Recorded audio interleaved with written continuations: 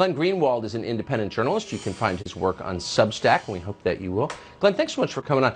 Since yours is about the only Twitter feed I read, I saw that you, maybe I'm misunderstanding this. I thought you wrote today that media organizations in Brazil where you live were sincerely under the impression that the people shot in Kenosha were black, and they took that from the American media. Did I misread that?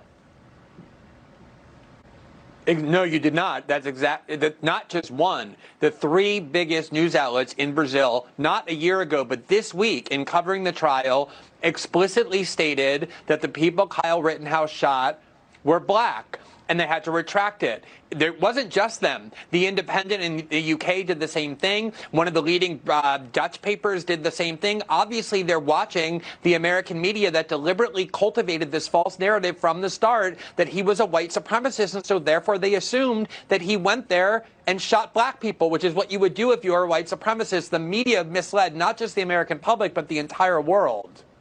Why? I mean, this is a longer conversation I hope that we can have, but it's so obvious with this story specifically, four white people are they're the main players in it, and they're telling us it's a race crime. Why are they doing that? It seems like an intentional effort to divide the country along color lines to me.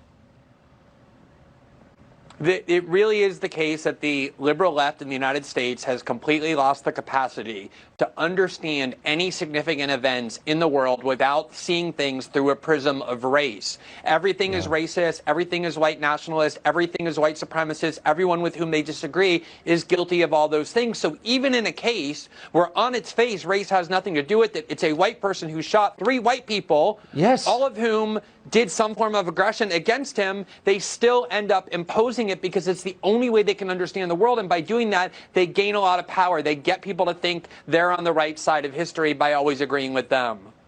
Yeah, they get a lot of power. That's the obvious conclusion. I should have figured that out myself, but I appreciate your explaining it. Glenn Greenwald, great to see you tonight, as it always is. Thanks, Tucker.